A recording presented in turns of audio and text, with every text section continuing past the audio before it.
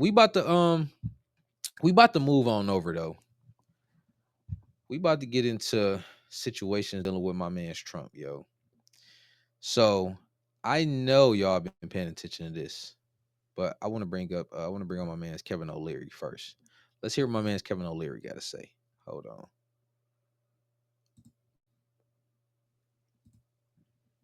Y'all already know. Make sure y'all hit that like button, subscribe, go into a hit that full-scale notification trade bell as war. well. Look, it's really ugly. This president won the election based on reducing costs, but he's enacted the largest tax Oh, you freezing on me? Come on, huh? increase we've seen in over 50 years. And you know who's going to pay the price? Americans shopping at Walmart, Americans shopping at Costco. We don't know the purpose of these tariffs. The only thing we do know is he's planning on taking tax revenue from Americans paying more at Walmart and Costco and putting that into tax cuts for the wealthiest Americans. It's totally gross, and it's putting us on the brink of a recession. It could cost us tons of manufacturing jobs as we get into this trade war. It's a really disturbing policy. I hope he backs off. But Kevin, he said there's a lot of deals that they're literally kissing his ass was the phrase he used, Yeah, very eloquently. Where are the deals? 104% tariffs in China are not enough. I'm advocating 400%. I do business in China. They don't play by the rules. They've been in the WTO for decades. They have never abided by any of the rules they agreed to when they came in for decades. They cheat, they steal IP. I can't litigate in their courts. They take product, technology, they steal it, they manufacture it, and sell it back here. Never has an administration. 400% tariffs? What would that I look want like? Xi on an airplane to Washington to level the playing field. It's just not about tariffs anymore. Nobody has taken on China yet, not the Europeans, no administration for decades. As someone who actually does business there, I've had enough. I speak for millions of Americans who have IP that have been stolen by the Chinese. I have nothing against the Chinese people. They brought great literacy, art, and tech to the world. The government cheats and steals, and finally, an administration, you may not like Trump, you may not like his style or his rhetoric, finally, an administration that puts up and says enough. 400% tariffs tomorrow morning. He'll tell you why. Xi can only stay the supreme leader if people are employed.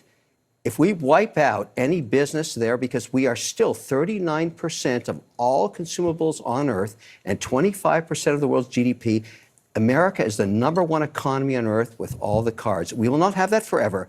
It's time to squeeze Chinese heads into the wall now. Well, I'm hold not on talking a about second, tariffs Kevin. on Well, 60 I hear you, but hold on. If we're talking Now listen, as we always dive into politics and we dive into what's going on, right? Because of course I'm gonna let this play out, right? But I told y'all, we always want to follow the money. We want to pay attention to the money. We want to pay attention to what's going on money-wise. Don't get your feelings involved in none of this shit, because when it comes to politics, bro, when you doing the whole Democrat, Republican, and all that bullshit, they always gonna play sides.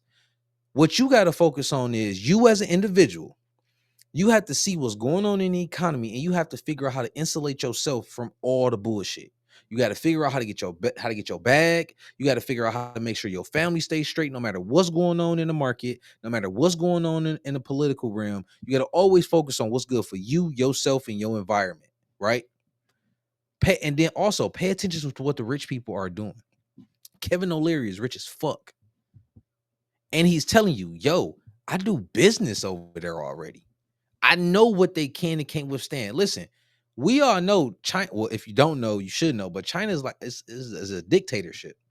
You feel us? They don't have no democracy. They ain't no democracy over there. You can't go over to China and think you're gonna say whatever you want to say about the Chinese government and all like that, bro. You'll be gone like that. You feel what I'm saying? They basically got slave labor over there.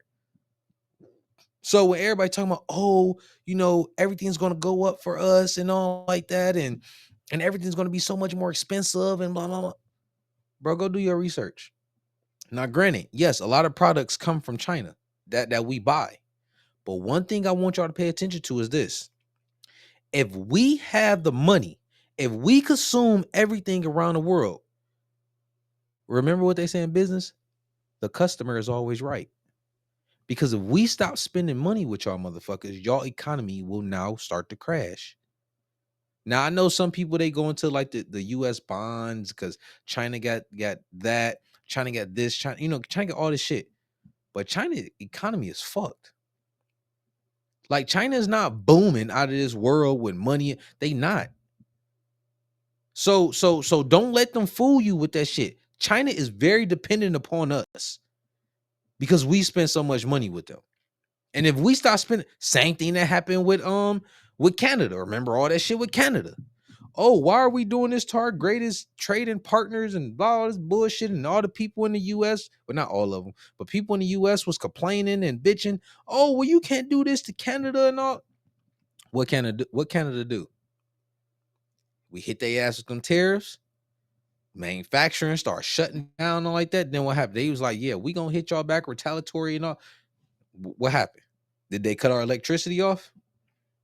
Did that ever happen? What is China doing? I mean, not China. What is Canada doing? Canada trying to figure something out. Like, oh shit, we need the US. They if we are 75% of the Canadian economy because we spend so much money in there, what the fuck was they gonna do to us? We the big dog on the block. We spend the money with them motherfuckers. So if we spend all that money, we got the money. What are we talking about? Y'all gonna have to do something to meet what we talking about because it's been unfair for all these years. And listen, I'm learning about all of it too. We all gonna learn together. But at the end of the day, we have to put ourselves first. It's America first, bro. Nobody come before us. You think China's fucking putting us first before them? China don't give a fuck about us. They don't care about us. Canadians don't care about us. How they gonna care about us? They not trying to put jobs over here for us. When your son, when your daughter, you know what I'm saying, your grandkids get of age, China and Canada not trying to put no jobs over here for your kids to go to work and make money for their families. They not trying to invest in your 401k and nothing like that. They don't give a fuck about us.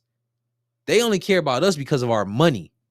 So if that's the case, it's like, okay, you gonna respect me and you gonna do certain things for my money. Let's finish this. About people, the average consumer, not necessarily the head honchos of businesses all across the globe. Can they withstand the pressure of that sort of tax on the It's goods they're going to have? short-lived. There will be But what's your timeline compared to, you don't know the average American's timeline, what they can actually survive. There's people right now who can't survive a month. 400% tomorrow morning, cheese on an airplane to Washington to cut a deal. What do you think? Here's the thing, though. This is the perfect example of, I understand how it would benefit you, but that's not what the American people voted for. They voted because Trump said within 24 hours, costs will come down. Trump supporters, by the way, you're talking about, Well, especially. Trump said that and there were people in the middle who said, okay, I'm going to vote for that. He also said he'd end the wars. That's not happening. We still have supply chain issues. So I just filled up my tank yesterday. Gas prices are not down. Rent, groceries, prices are not down. And when Bro, listen, she on straight bullshit. That's one of the things I was talking about. People and their emotions and people just listen to anything. Remember when they was bitching about eggs? Y'all remember that? But what I learned was what they didn't tell you about that whole egg shit. Remember that whole bird flu shit that was going around? Right? And listen, I don't like that whole flu situation because my baby had got real sick when it came to bird flu. Like she had a heart attack and everything. So yeah, I feel some type of way about that. But the bird flu came and like it wiped out a whole bunch of birds, like chickens and all like that, right? So it was a shortage on eggs. That's why the eggs prices had went up. There wasn't enough fucking birds. But yet they don't have that conversation. They don't say that. They don't give, how can I say it? You can lie by omission when you leave out information. You technically, even though you saying part of the truth, but you're omitting the other part, which means you're choosing to leave that part off. So that technically means you're lying. That's what they do. they're literally lying by omission.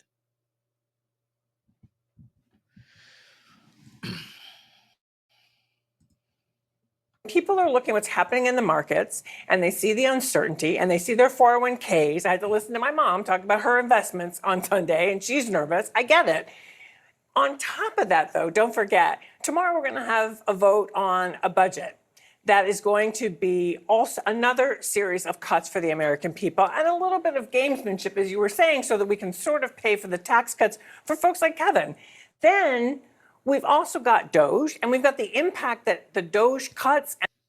Oh my God. Listen, when I tell y'all, when y'all hear, I know I keep pausing it, guys, but listen, because we got to go through this step by step. We got to chop through their bullshit. She said it's going to be tax cuts for people like Kevin. Bro, if y'all don't stop with this bullshit about these tax cuts and all, listen. First, now I had a whole conversation with my auntie. Now, mind you, I'm a business owner, my auntie a business owner, my babe a business owner. Shit, a whole bunch of when you're a sole proprietor, you're a business owner. If you driving for Uber, Lyft, you're a business owner because you're a sole proprietor, right? You're a 1099 contractor, right? If you are a W-2 employee, you are putting yourself in the worst type of situation when it comes to taxes. Because a lot of what they talk about and what they say in regards to taxes, they say, we doing tax cuts and it's only gonna benefit the rich and the super wealthy and all like that. That is a fucking lie. That is a lie. Put it like this, guys. Let's say hypothetically you get yourself to a certain situation to where you now have got your finances under control and you have a little bit of extra to where now you want to jump into the real estate market. You go out, you find your property, you purchase that property. You whether you borrow some money or whatever, you buy that property, you invest your money into it, you build it up, you fix it, you flip it. So if they lower like capital gains tax, income tax, sales tax, right?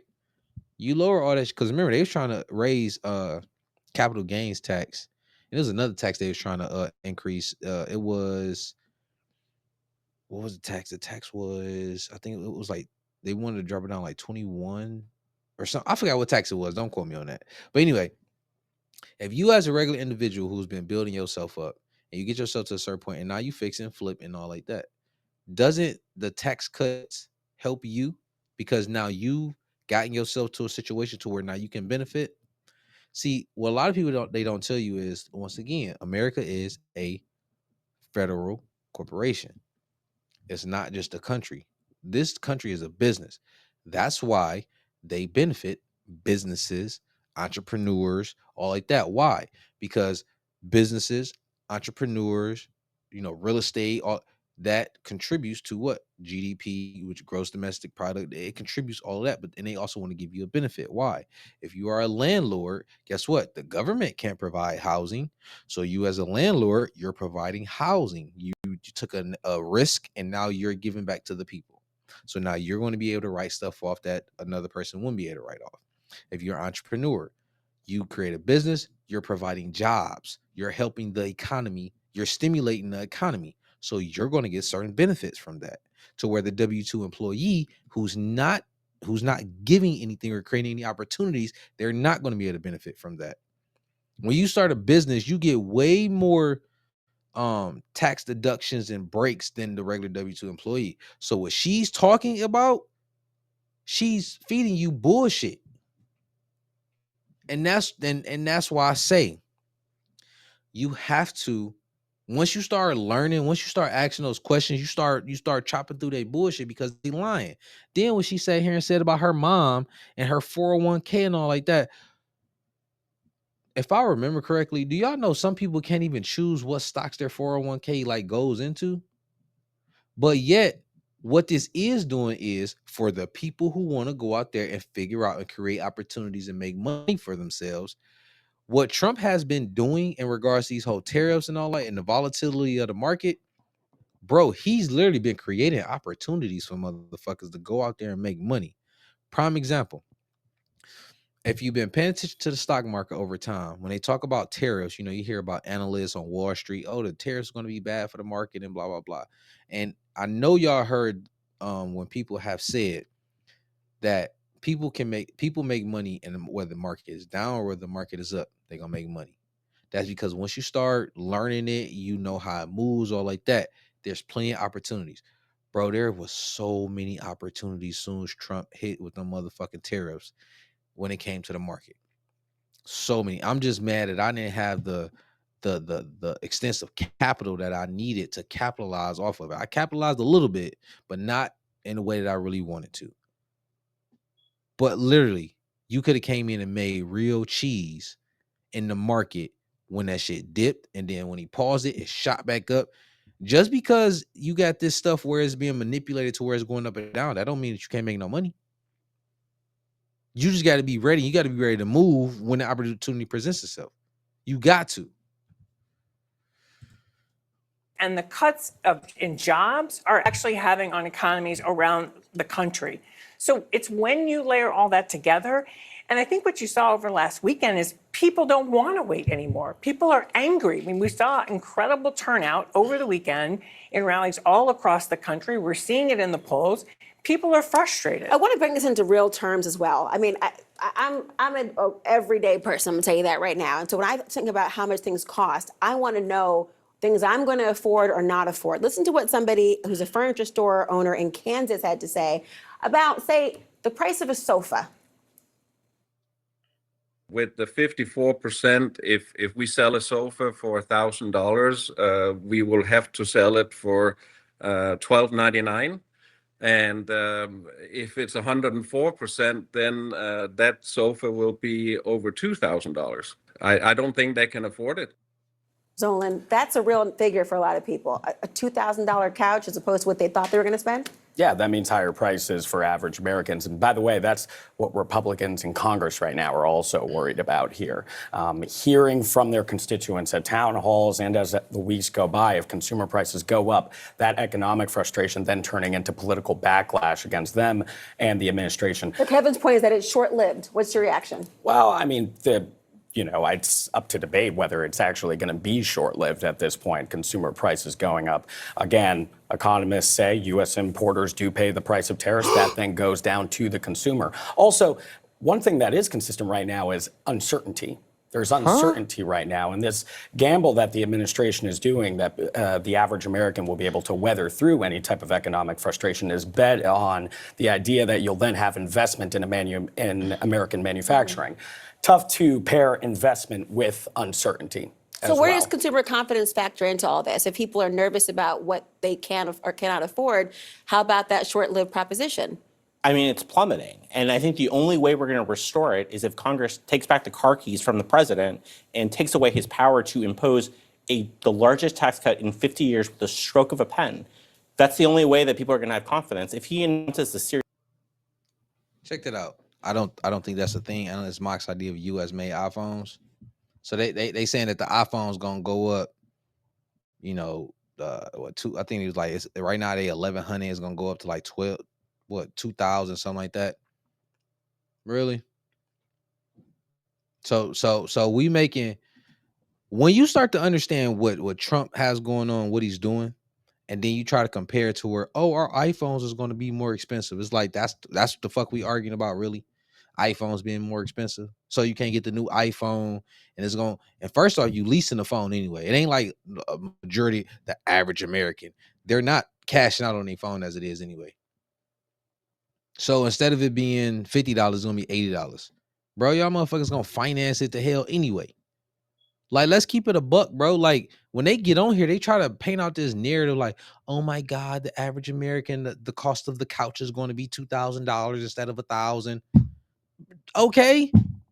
Do y'all know the prices fucking went up over the years anyway? Everything has went up anyway.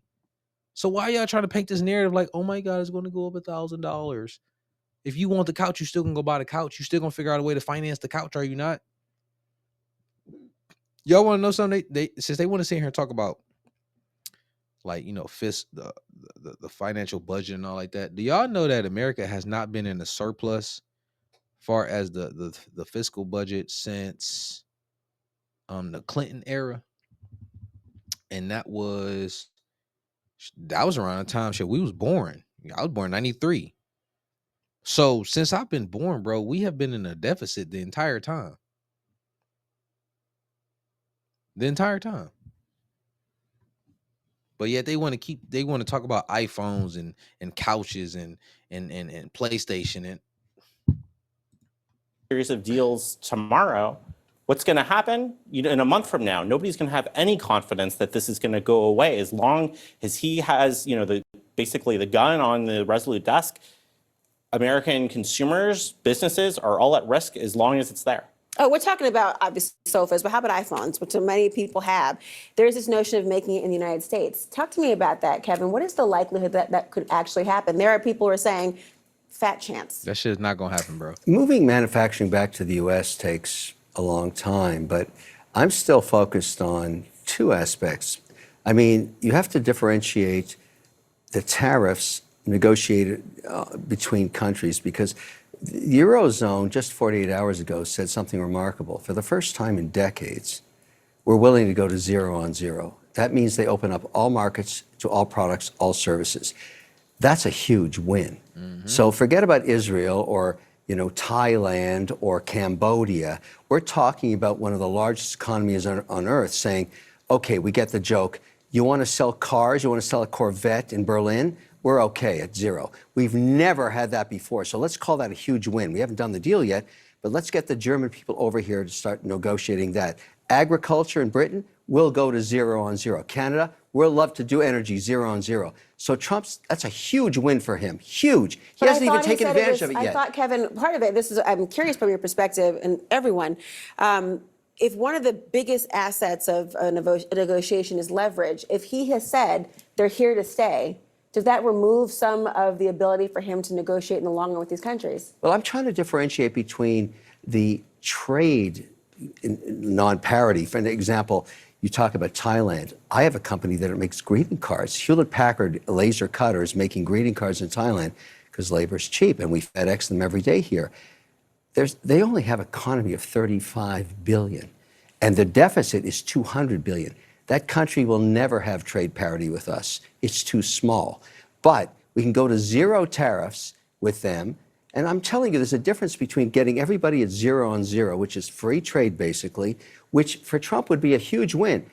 That call 48 hours ago when the Eurozone said, okay, uncle, we'll go to 0, take that win. It's a huge win. Now, getting trade deficits settled, that's going to take decades because we are the largest economy on earth by a factor of 2.5 times. What's your thoughts? We're always going to have deficits. I also want to zoom out because I do think it's worth noting that there are many in Congress as well as the business community that are questioning if the White House and specifically the president is even ready and in a position to negotiate. The Home Depot co-founder made a comment on saying something like, I'm quoting here, I don't understand the goddamn formula. I believe he's been poorly advised by his advisors about this trade situation and this formula they're applying. You already see a tension between Musk and Navarro. That's right. And that's not it. There's been mixed messages from different aides. Some that are saying, that they do want negotiations. The White House said today that 70 governments around that have come to the White House looking to start conversations. At the same time, really, the person who matters the most is Trump and what he wants to do. And there's been plenty of comments of him digging his heels in as well. I wrote a piece weeks ago when the initial tariff threat against Mexico and Canada went out, saying that sometimes the tariffs don't seem to be a means to an end. They seem to be an end for the president as well. How do you see it? Well, but this is also the difference between running a business and running a country, right? Because the politics of this are, okay, we're going to start negotiating with 70. Start. How long is that going to take? Is that months? Is that the rest of the year? Then we're into the midterm season. And if you're a Republican member of Congress and you are hearing from your constituents who are saying, look, now we're in a recession. Now my prices are even higher than before. Why haven't you stood up to the president? Then they're going to put them in a real bind. And the one thing, the kind of pushback for Trump is, he doesn't care because he's not running again. But if he wants to keep his majorities in the House and Senate, his team at least understands you better have a plan. There better be a plan to, are the tariffs a means to an end, or are they the end game? And what are we going to be saying? And how will we keep our majorities if we want to keep enacting this regime? Man, listen. That was real interesting. I want to show y'all another one too, because while they're sitting here having that conversation, right? And they're basically making it seem as if, Trump don't know what he's doing. Now listen, Trump may be having some fuck ups. He may overstep, but my thing is, listen, dog is really trying. He's really bringing people to the table. And I always hate this conversation where people say, you can't run the country like a business. And it's like, why the hell not? Why not? Now I understand you got people, I get it, because some people, they need certain services, they need certain things and all like that. I get it. I really do. But at what point are we going to get our country that is actually a business? At what point? And on top of that, we like one of the greatest country. We are the youngest country in the entire world, but yet we are the world's superpower. We are number one. Y'all really want to lose that? Where everybody uses our money? They already trying to get away from us as it is with bricks and all like that. They already trying. So y'all don't want a president that's gonna come in there and say, "Yo, this is what y'all gonna do." You know what I'm saying? Y'all got to come to the table. Y'all got to open up. We don't have like our exports. We not really exporting nothing for real. The countries don't even let us. Other countries don't let us come into their country, set up shop and do anything. China damn sure don't let us come over there and set up shop and do business there. But yet we allow them to bring all their products over here. And then with the lady who was just talking, I don't even remember her name. Would y'all want somebody like that in the office? Like, you know what I'm saying? With that type of, basically, like, we just gonna roll over and yeah, we can negotiate, but I'm just gonna roll over. The American people, we don't want prices to go up. We want them to go down. And then fucking 30 years down the road when you getting ready to retire. And first off, China is already going all over the world trying to take over as it is. They got a whole plan that they following, bro. That's one thing that they doing. Remember the whole pandemic situation? And remember, they keep saying that they were the ones who released it. This whole conspiracy with that, whatever. We ain't gonna dive into that part. But y'all remember Italy was like the textile leader in the industry and all like that. They're no more. China is. China's in South Africa. China is literally taking over parts of Africa and building infrastructure and taking over it, lending them money that they know they're gonna default on. And when they default, oh well, now we own all of this. They own property and land in the US. And like, come on, man. If y'all don't see the bigger play here, I don't know what y'all doing. Yo, so Pete, I'm about to show y'all this next video, right? It's a video coming from China, from the people of China, and they're talking about, because of these tariffs on how it's hitting, what's going on with them. So let's hold on, let me bring this up and we're gonna play that. Once again, y'all make sure y'all hit that like button, subscribe, hit the notification bell. Make sure y'all drop comments in the comment section, because y'all already know we chop it up. Y'all, chat lives matter, baby. Don't forget that. Last month, I took an order for a batch of copper parts. I've already bought all the materials. It cost tens of thousands, and everything has been cut, ground, washed, and engraved. It's not finished yet, but today the customer messaged me and said the delivery might be delayed. After customs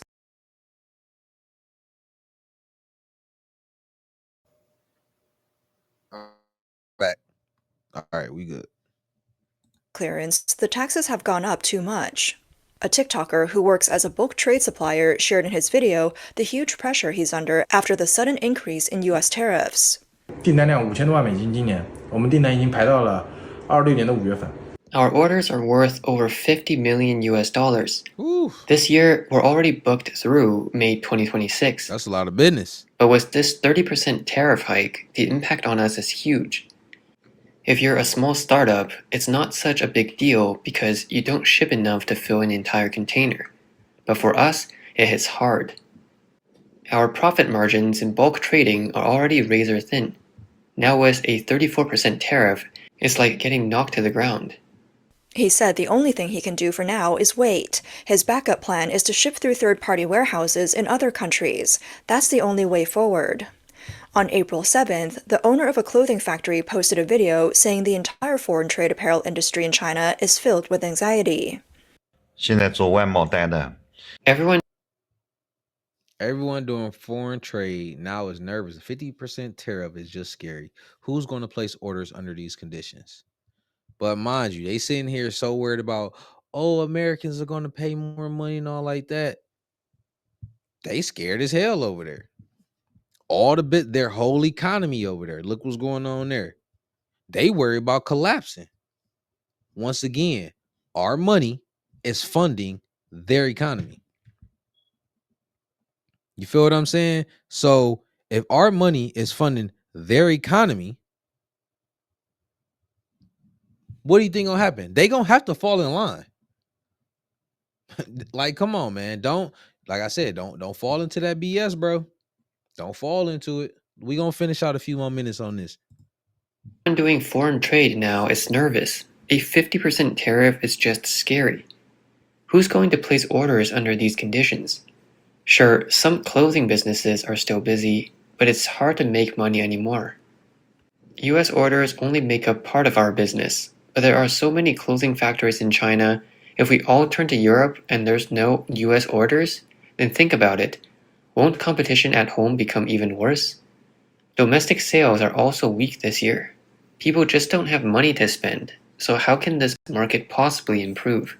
On April 2nd, U.S. President Donald Trump announced a new round of global-based tariffs, raising rates on dozens of countries. At the time of the announcement, the actual tariff rate for China stood at 34%. 在现行适用关税税率基础上加征%。Yeah, we ain't about to listen to that. We not about to listen to that. But y'all get what I'm saying though, right? Y'all see exactly what I'm talking about. It might get a little rough. You feel what I'm saying? It might, prices might get a little high for a second. But here's the thing on what I can tell you. You ain't got to go cash out on no iPhones. You ain't got to buy no new products. Long as you get the necessities that you need, put the rest of your money up, you good. Stack your bread, figure out where you can invest, make sure your family good. Man, you ain't got to worry about this shit for real, man. They talking, oh, brand new cars are going to be up $5,000. Okay, nigga, don't go buy no new fucking car. Like them F-150s and all, bro, them cars already expensive as fuck. F-150s like 50 grand. I just looked at a brand new Silverado. They want 45, 50,000 for it. They used to be like 30 grand. What we talking about? I'm telling you, man, they be trying to finesse the hell out of everybody, bro. Let's roll over to Bernie. See what Bernie talking about. Tariffs are aimed at part, and the president talks about bringing manufacturing jobs to America. The White House talked about iPhones being made here in America. Some economists have said it would cost thousands of extra dollars to buy an iPhone. Is that realistic? I think I don't know the answer to that. But what I do know is the immediate harm is going to be very significant. And it is going to, I was just in Target the other day buying something, and I looked around there. Virtually all of those products sold in stores like Target are going to see significant increases in prices if Trump gets his way with tariffs. That's going to hurt working people a whole lot. This is Marge. Now remember, the tariffs are already in place. So what products are we talking about? Because the products that we need to actually live, bro, they not really taking no real hit for real, bro. What are we talking about? You talking about video games and shit? Okay, don't buy them for a while. Problem solved. Watchorn, a manager at the Centers for Medicare and Medicaid Services. She's worked with the federal government for 30 years. Thank you for your service. Thanks. Marge is a Democrat from Ellicott City, Maryland. Marge?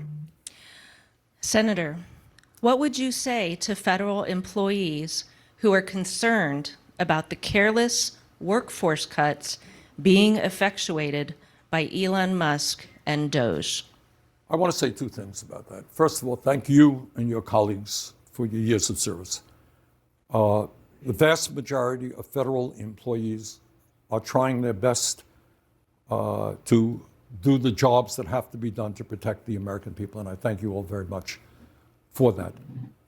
The idea that Mr. Musk goes around and with a chainsaw, I mean, that is his metaphor, a chainsaw, slashing jobs all over the place, telling people based on nothing that they have poor performance records, throwing them out into the street is outrageous. But I want to say something else above and beyond. And by the way, I was just on the floor a few hours ago. They have decided in their brilliance, and I suspect this is a Musk initiative, to lay off, they have a proposal to lay off 83,000 workers at the Veterans Administration. Got that? So we made a commitment to the men and women who put their lives on the line that we were going to provide them with the best quality health care that we could. And generally speaking, I know in my state, veterans are very proud of the health care they get in White River Junction, Vermont, and that's true in many places in this country. But arbitrarily throwing 83,000 workers in the Veterans Administration, lowering the quality of care for our veterans, delaying the kind of the time in which they're going to get their benefits is a total outrage. I want to add one point to that. I want everybody to think about this. Most people, we have millions of federal employees, most people are not federal employees. And I think many people are saying, wow, that's outrageous. I really feel for these federal employees thrown out on the street. But I want you to think about this. If Musk can do this to federal employees, some of whom are in unions, some of whom work for years, what do you think he's going to be doing when artificial intelligence and robotics comes for your job? Guess what? The job you have today ain't going to be here in 10 or 15 years. And you. So real quick, write down what he said with the AI and the robotics and all like that. Let me ask y'all a question. Let's have a real grown ass conversation. Let's have a grown conversation. If we see that AI, and mind you, they've been complaining about AI, and you already know Elon, he been doing the whole trying to come out with the robots, trying to come out with the self-driving cars. That they've been, the innovation is there. At what point are you going to say, you know what? Instead of me crying and bitching and complaining, because one thing we know for sure, when innovation is innovating and they roll out something brand new, you ain't stopping it, homie. You're not stopping it. So many people have yet to jump on Chat GPT, Gemini, all of the large language model program. They're not jumping on and trying to learn anything. That is an opportunity. And because it's it's not even like out there fully yet, bro, y'all better start learning all of this shit now to secure your position in a job for the future. Because you're right. All these jobs is not going to be here for you 10, 15 years in the future, which means you have to figure out on how to innovate, how to get new skills, and how to have skills available for the market of tomorrow. His old ass talking about all this, your jobs is not going right, because AI is going to take over a lot of that stuff. He talking about the veterans not going to have their benefits. How do you know that? Because once you start implementing these computer systems in place and these computers talk to each other, there's no need for having all those employees, right or wrong. Because basically what he said, now mind you, before Doge came along and started finding all this money, remember, we was spending money like crazy, printing money, spending money, sending money here, sending money there. Remember, all the money that the government spends is off of you and us. It's you. When your check come and you see Social Security, Medicaid, FICA, and this and that and this, it's going to them for them to send your money over there. They ain't doing shit for you. They send that money over there. He already fucking rich. He ain't losing no money from him running on his campaign. Elon Musk done lost money. Trump done lost money. They net worths done went down and everything. He ain't lost no money. I guarantee his donors and still donating to him. I'm pretty sure he good. He gonna be all right. But instead of him saying, "Yo, get back into get into them education programs, learn AI, learn large language models, get those skills. So when all that shit start to roll out, those businesses are going to need you. Make sure you get in those positions. And you're going to run up a crazy ass bag because everybody else ain't going to do it. If China's innovating, India's innovating, all these other countries is innovating, and they trying to be the leaders. Remember, right now, America and China is literally they're in a race to become the leaders in the AI race, because AI is the future, bro. There's a reason on why all these people are doing what they're doing. Like I said, follow the money, because no, he can sit here and do all this bitching and complaining all he want to, and he trying to get the American people on his side. Y'all gonna be the people that's following all of that, and I'm not talking about political parties, following that message, the messaging, the victims, and all like that. Those are gonna be the ones that's fucked over at the end. When they say the average American, bro, they talking about the average American who make less than like 50 grand. I don't know about y'all, but 50 grand ain't no real bread, bro. When you think about your 401k, you think about your medical insurance, you think about whole ass car insurance, mortgage insurance, sales tax, this tax, that tax, bro, you not making no money. Don't let these people lie to you, bro. Just follow the money, because he talking bullshit. And like I said, we having an adult conversation. You feel what I'm saying? We talking about we having conversations on how to keep money in our pockets and make it more bread. I think Musk and his friends are saying, oh my goodness, how do we protect American workers from the explosion in technology that we're seeing? They don't give a damn about you. If this is what they could do to federal employees, think about what they could do to people in the private sector. So bottom line there is, I am not a Luddite. I think technology has many positive things to say. But we have got to understand that new technology, AI, robotics, has got to work for working people, not just for the billionaires and Mr. Musk. There's a lot of talk about, from the Doge team or from Elon Musk, about waste, fraud, and abuse and what they're finding. Have you seen much evidence of waste, fraud, and abuse? Because what they put on their wall of receipts, some of the top items, the biggest savings they allege to have implemented, turned out to be mistakes or just lies. Look, am I going to sit here and tell anybody in America that the United States government doesn't have a bureaucracy and there isn't waste? Of course there is. And do we all, you're Republican, conservative, progressive, I was mayor of the city of Berlin. One of the things I'm proud of is we saved money. We made the city more efficient. People pay taxes. They want to make sure their money goes to where it's supposed to go. We can do better than we're doing right now. Is there a contribution Elon Musk could make to the federal government that you would be? I think his name, I don't think he can do it. But do I think as a nation, as a Congress, as an administration, we got to sit down and say, how do we break through the bureaucracy and make the government more efficient? Yes. But I want to give you one example. And this worries me a whole lot. Trump gets up in his State of the Union, and many of you have heard it. And he says, oh my goodness, millions and millions of senior citizens, 150 years age, 200 years of age. Remember that? Oh, they're all getting Social Security benefits. It's a lie. A total, absolute lie. I mean, according to the new guy who is going to become the Social Security Administrator, Trump's own appointee, well over 99% of the benefits owed to people on Social Security were earned by the people on Social Security. It's just another lie. So a lot of what they're doing is, am I going to tell you the Veterans Administration is the most efficient organization in the world? No, it's not. But you don't simply, with a chainsaw, if you like, get rid of 83,000 people, then say, oh, it's not going to impact the quality of care that our veterans receive. The president's keeping a temper. Man, listen, let's move on. Let's move on to some another topic,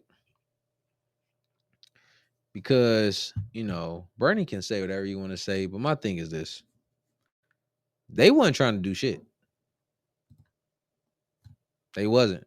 They was spending a whole bunch of money, had our borders open. We had all those immigrants. I remember some immigrants, they was in and out the house across the street from me, down the street from me. They was in and out. Kid you not. I mean, I seen multiple of them coming.